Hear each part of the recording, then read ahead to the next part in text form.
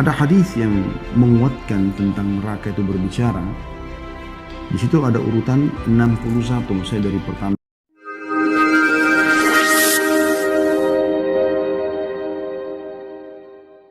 Abu Hurairah radhiyallahu anhu meriwayatkan sabda Rasulullah sallallahu alaihi wasallam, "Yakhruju 'unuqun minan nari yaumal qiyamah, laha 'ainani tubsiran, wa udhunani tasma'an, wa lisanun yantiq, yaqul inni ukiltu bi thalatha, bi kulli jabbarin 'anid, wa bi kulli man da'a ma'allahi ilahan akhar, wa bil musawwirin." Artinya, leher neraka keluar pada hari kiamat. Jadi dia makhluk, dia punya leher. Keluar lehernya yang memiliki dua mata yang dapat melihat, dua telinga yang dapat mendengar, dan lisan yang dapat berbicara. Jadi ada dua matanya, ada dua telinganya, dan ada lisannya bisa berbicara. Ia mengatakan, jadi pada saat dia lagi menyiksa orang-orang yang di dalamnya, maka dia pun mengeluarkan lehernya kemudian berbicara dan memperdengarkan suara itu kepada penghuni neraka. Na'udzubillah, semoga Allah selamatkan kita dari neraka ini. Kata dia, sesungguhnya aku ditugaskan kepada 3 golongan. Maksudnya yang paling banyak mendapatkan siksaan di dalamku adalah 3 golongan ini. Yang pertama adalah kepada setiap orang yang sombong lagi menentang. Sombong ini menolak kebenaran, lalu menentangnya. Ada orang, dia belum beriman atau dia masih bermaksiat karena belum sampai padanya peringatan. Dan pada saat sampai padanya peringatan, dia berhenti. Dia beriman dari kekufurannya ataupun dia berhenti dari kemaksiatannya. Tapi ada orang tidak. Dinasehatin pun malah dia marah, malah dia memusuhi orang yang menasehatinya. Maka ini masuk dalam bab sombong, ya. Semoga Allah selamatkan kita dari sifat seperti ini. Dan kesombongan yang paling berat adalah menolak Allah subhanahu wa ta'ala sebagai Tuhan. Menolak perintah Allah subhanahu wa ta'ala. Bagaimana iblis menolak untuk sujud kepada Adam yang merupakan perintah Allah subhanahu wa ta'ala. Bukan karena Adamnya, tapi perintah Allah subhanahu wa ta'ala. Allah murka pada saat itu kemudian mengusir iblis. Dan dilaknat sampai hari kiamat serta dipastikan akan kekal dalam api neraka. Maka ulama mengatakan maksiat pertama yang dimaksiati Allah SWT adalah sombong. Dan harus hati-hati dari sifat ini, teman-teman sekalian. Makanya kata Nabi SAW, tidak akan mencium bau surga. Bukan cuma masuk ke dalam surga. Orang yang dalam hatinya ada seperti biji sawi dari kesombongan.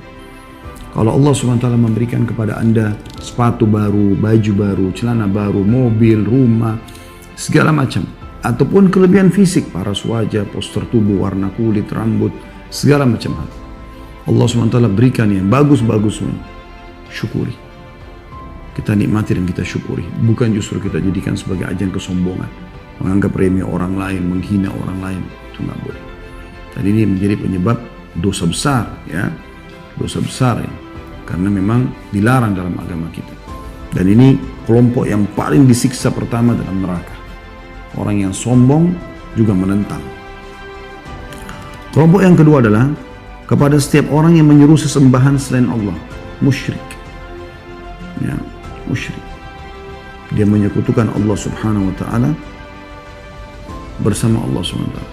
Atau orang memang dasarnya menyembah selain Allah Subhanahu wa taala. Seperti orang sembah pohon. Memang dia yakin pohon itu sebagai Tuhannya, atau patung sebagai Tuhannya, atau dewa, yang dianggap dewa mungkin ini adalah malaikat ataupun jin. Itu semuanya. Jadi orang-orang yang menyembah selain Allah, ini orang yang paling keras siksaannya. Dan yang ketiga adalah kepada para perupa. Dan ini yang perlu digarisbawahi teman-teman sekalian, ya. Hadis ini riwayat Tirmidzi jilid 4 halaman 103, dan hadis ini dinilai hasan sahih. Yang dimaksud dengan perupa di sini adalah orang yang membuat lukisan-lukisan, patung-patung, ya. Terutama kalau manusia, jin, malaikat yang digambarkan hewan-hewan, ini semua tidak boleh. Tapi kalau dia melukis misalnya pemandangan, langit, ya, lautan, atau dia menggambar mobil, building, itu nggak ada masalah. Ya. Tapi kalau sudah makhluk hidup, maka nggak boleh. Dan ini dilarang dalam Islam. Ini berupa sangat berat dan banyak hadis yang menyebutkan tentang ancaman-ancaman buat mereka. Di antaranya sabda Nabi SAW, nanti Allah akan menyuruh pada hari kiamat dia memberikan ruh apa yang dia serupakan itu, dia ciptakan itu, dia buat. Dan dia tidak akan mampu, lalu Allah akan berikan ruh lalu menyiksanya di neraka, menyiksa orang tersebut di neraka. Bahkan dikatakan orang yang paling berat siksaannya hari kiamat adalah al-musawwirun, termasuk orang-orang yang banyak jadi perupa ini. Karena itu profesi ini teman-teman tidak boleh ditekuni kalau kepada makhluk hidup. Ya. Kakak ipar saya di Surabaya kebetulan jazakallah khair, dia mau berubah. Dulu dia melukis dan memang dia hobi sekali melukis. Masya Allah tangan dia tuh mudah sekali dia untuk melukis. Tapi setelah dia tahu hukum, maka dia mulai mengalihkan lukisan tersebut. Tidak ada makhluk hidupnya, seperti misalnya dia menggambar tentang pasar kuno tahun berapa di Jazirah Arab dulu. Ada bukunya gitu, di situ ada gambaran seseorang yang sedang menjual jeruk di pinggir jalan itu dengan tendanya. Maka waktu dia tanya saya bilang dihilangkan saja orangnya. Kalau rumahnya, tendanya, buah jeruknya nggak ada masalah. Maka dia lakukan. Dan alhamdulillah tidak menghilangi, tidak mengurangi seni yang ada sebenarnya. Ya. Orang membuat menyerupai makhluk ini bahaya sekali. Baik Anda yang melakukannya atau Anda membelinya saja. Nah, ada orang subhanallah rumahnya penuh dengan patung-patung. Kata Nabi SAW dalam hadis lain, rumah yang ada anjingnya dan patungnya tidak akan dimasuki oleh malaikat. Kalau tidak masuk malaikat berarti penuh dengan syaitan. Ya, penuh dengan syaitan. Ada seorang jemaah saya tinggal di Bintaro. Beberapa waktu lalu sempat umroh bersama kami. Pada saat saya jelaskan tentang masalah ini, dia sempat mengatakan, saya sudah coba terapkan itu saat saya beli rumah yang cukup besar dan itu banyak patungnya gitu. Nah, pada saat patung itu mau dihancurkan itu sering mimpi buruk lah, apalah segala macam hal gitu. Karena memang syaitan tidak mau gitu kan, itu dikeluarkan dari rumah.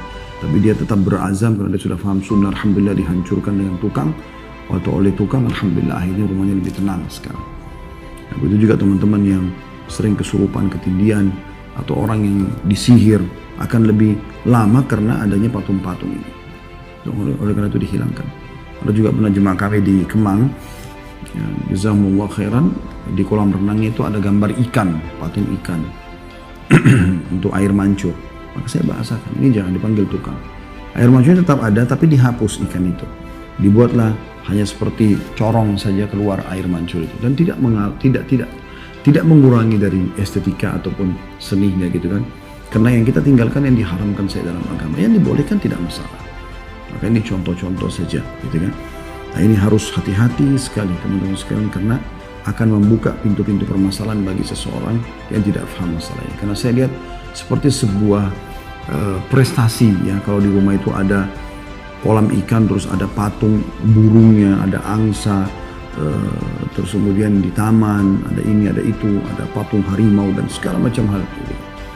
Itu semua dianggap seperti sebuah kemajuan atau modern atau simbol kekayaan. Ini keliru. Jadi harus Anda keluar dari belenggu itu. Semua diharamkan dalam agama, tidak ada yang Anda letakkan atau Anda kerjakan karena Anda tahu itu haram dalam agama Islam. Ya, supaya terhindari dari siksaan seperti ini, karena ini siksaannya luar biasa. Termasuk orang yang paling berat siksaannya pada hari kiamat. Itu juga dengan masalah lukisan-lukisan ya. Jadi kalau lukisan juga hindari teman-teman. Saya juga ada orang karena dia entah mungkin karena apa namanya desakan-desakan kekayaan ya, karena dianggap kaya maka kayaknya nggak pas kalau dia nggak dilukis sama istrinya sama anaknya. Yang lebih ringan adalah foto. Foto itu masih ada yang membahasakan tidak masalah, tapi kalau sudah lukisan ini sudah umumnya pendapat ulama melarangnya. Foto pun itu teman-teman dianjurkan agar jangan dipajang. Jadi kalau kita punya foto-foto kita bisa simpan di galeri kita simpan di album, taruh di laci. Jangan dipajang karena memajang ini tetap kena hadis Nabi SAW tentang malaikat tidak masuk ke dalam rumah. Nah, dan teman-teman yang sedang terapi agar sembuh dari penyakit ain, ya, kalau ada mata panas atau hasad yang mengenai dia sering sakit tiba-tiba ribut rumah tangganya tanpa sebab.